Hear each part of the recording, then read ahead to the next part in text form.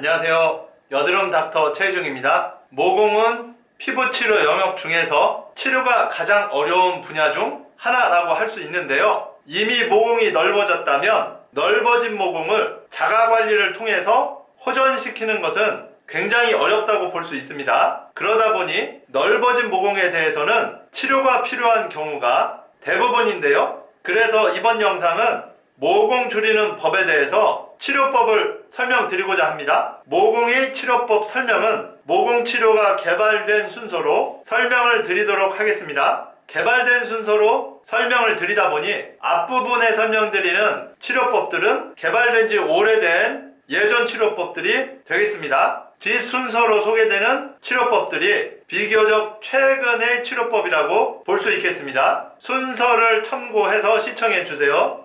그리고 참 한 가지 더 덧붙이자면 모공 치료법이 여드름 흉터 치료법과 거의 동일합니다. 그래서 모공 치료법 설명이 여드름 흉터 치료법 설명과 중복되는 게 많을 겁니다. 그리고 치료법 설명은 설명드려야 할 내용이 좀 많다 보니까 1편과 2편으로 나누어서 설명을 드리겠습니다. 모공 줄이는 법 1편 이제 시작하겠습니다. 필링, 같은 말로 박피가 있는데요. 필링은 모공 치료법이 별로 발달하지 못했을 당시에 마땅한 모공 치료법이 없다 보니까 마땅한 치료법이 없던 그 당시에 필링을 많이 했었습니다. 그러나 필링이 모공 치료에 효과적인 건 아니어서 현재는 모공 치료에 필링이 거의 쓰이질 않죠. 거의 쓰이지 않는 치료가 되었기 때문에 필링은 예전에 한 적은 있었다. 이 정도로만 언급하고 넘어가겠습니다. 본격적인 모공 치료법이라고 하면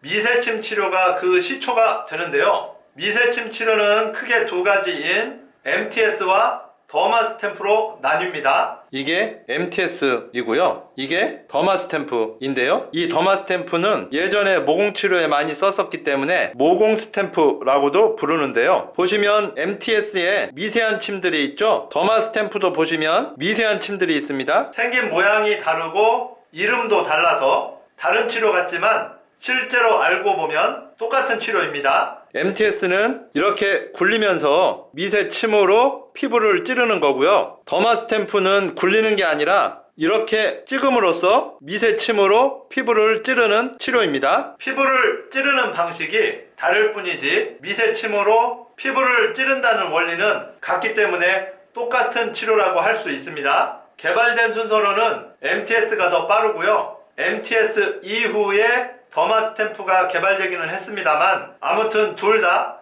같은 치료입니다. 미세침의 치료 원리는 미세침으로 피부에 구멍을 내는 건데요. 피부에 구멍이 났으니까 이 구멍을 피부가 메우려고 하겠죠? 구멍을 메우기 위해 피부세포가 콜라겐을 만들어냅니다. 이 콜라겐이 피부의 진피층을 채움으로써 모공이 개선된다고 하는 게 미세침의 원리입니다. 한마디로 피부에 구멍이라는 상처를 내서 상처가 치료되는 과정에서 모공도 개선된다는 게 이론적인 치료 원리입니다. 그 다음에 개발된 치료법은 풀악셀 레이저입니다. 풀악셀은 두 가지 종류가 있는데요. 레이저의 열을 이용해서 피부를 태우면서 피부에 구멍을 내는 풀악셀 종류가 있고요. 레이저의 열을 이용하기는 하지만 피부에 구멍을 뚫지는 않는 풀악셀 레이저가 있습니다. 현재 풀악셀 레이저는 물론 피부에 구멍을 내지 않는 풀악셀 레이저도 많이 시술되고 있습니다만 피부에 구멍을 내는 풀악셀 레이저가 좀 더 많이 시술되고 있는 현실이어서요. 여기에서 설명드리는 풀악셀 레이저는 피부에 구멍을 내는 풀악셀 레이저를 위주로 설명을 드리겠습니다. 피부에 구멍을 내는 풀악셀 레이저도 MTS와 더마 스탬프의 연장선상에 있는 치료인데요. MTS와 더마 스탬프가 침을 이용해서 피부에 구멍을 내는 건데요. 풀악셀 레이저는 레이저를 이용해서 피부에 구멍을 냅니다. 피부에 구멍을 내는 건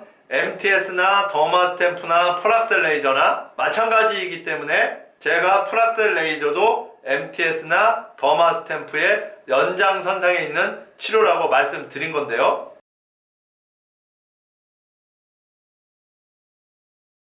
풀악셀이 피부에 구멍을 내는 방식은 레이저의 뜨거운 열을 이용해서 피부를 태워서 피부에 구멍을 내는 겁니다. 이해하기 쉽게 설명드리면 초등학교 시절에 돋보기를 이용해서 햇빛을 초점을 맞춰서 종이를 태워보신 경험이 있으실 건데요. 햇빛의 뜨거운 열을 이용해서 종이를 태워서 종이에 구멍을 내는 원리가 바로 프락셀 레이저의 원리입니다. 한마디로 레이저를 만드는 회사 입장에서는 어라?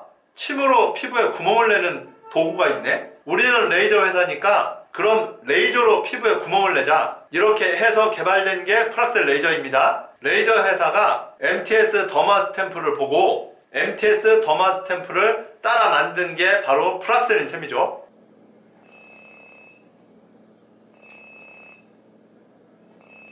프락셀 레이저가 개발된 배경은 MTS 더마 스탬프를 따라서 만든 건데요. 이게 우연히도 기존 의도와는 다른 MTS 더마 스탬프와의 차이점이 한 가지 생깁니다. 바로 피부에 열이 발생한다는 겁니다. MTS 더마 스탬프는 침으로 찌르는 거니까 침으로 찔린 부위에 구멍만 생기는데요. 레이저는 열을 이용해서 피부를 태워서 피부에 구멍을 내다 보니까 피부에 구멍만 내겠다라고 하는 최초의 의도와는 다르게 피부에 열이 생긴다라고 하는 전혀 기대하지 않았던 추가 현상이 발생하게 된 겁니다. 요약하면 피부에 열이 발생한다는 게 MTS 더마 스탬프와는 다른 프락셀 레이저의 특징이 된 겁니다. 피부에 열이 발생한다는 게 단점이 될 수도 있고 장점이 될 수도 있는데요. 우선 프락셀 레이저에 대해서 요약하고 정리한 후에 프락셀 레이저의 장단점을 설명드리겠습니다. 프락셀 레이저를 요약하면 피부에 구멍을 만든다 플러스 피부에 열이 발생한다. 이게 MTS 더마 스탬프와의 공통점이기도 하면서 MTS 더마 스탬프와의 차이점이라고 하겠습니다. 이제 피부에 열이 동반됨으로써 나타나는 프락셀의 장단점에 대해서 설명을 드리겠습니다. 열이 동반됨으로써 나타나는 장점은 MTS 더마 스탬프보다도 더 강한 치료 자극을 가할 수 있다는 겁니다. 한마디로 MTS 더마 스탬프보다 효과가 더 클 수 있다는 거죠. 열이 동반됨으로써 나타날 수 있는 단점은 피부를 태우다 보니 자칫 잘못하면 피부가 너무 많이 타면서 피부층이 얇아질 수 있다는 겁니다. 프락셀 레이저로 인해 피부층이 얇아지면 어떻게 되느냐? 피부층이 얇아지니까 피부에서 수분 증발이 많아지게 돼서 이로 인해서 잔주름, 탄력 저하, 얼굴이 붉어지는 안면 홍조, 잔주름, 탄력 저하로 인한 모공의 악화, 이런 부작용이 나타날 수 있습니다. 아이러니하죠? 모공을 치료하기 위해서 개발된 치료법이 오히려 모공을 악화시킬 수 있다니 말입니다. 이런 이유 때문에 프락셀 레이저 다음으로 개발된 치료가 RF 고주파 치료입니다. 인트라셀, 스칼렛, 시크릿, 플로라셀, 렉셀 같은 것들이 바로 RF 고주파 치료인데요. 만든 회사가 달라서 이름이 다른 거지 똑같은 RF 고주파 치료 기계들입니다. RF 고주파 치료는 더마 스탬프와 프락셀 레이저의 원리를 합쳐놓은 건데요. 더마 스탬프의 미세침으로 피부를 찌른 후에 피부에 구멍을 내고요. 프락셀의 특징인 피부의 열을 RF 고주파를 통해서 만들기 때문입니다. RF 고주파 치료가 프락셀 레이저와 다른 점은 프락셀이 자칫 잘못하여 너무 세게 시술하면 너무 센 열로 인해서 피부층이 타면서 피부가 얇아질 수 있다 보니까요. 부작용이 나타나게 되는 거거든요. 그래서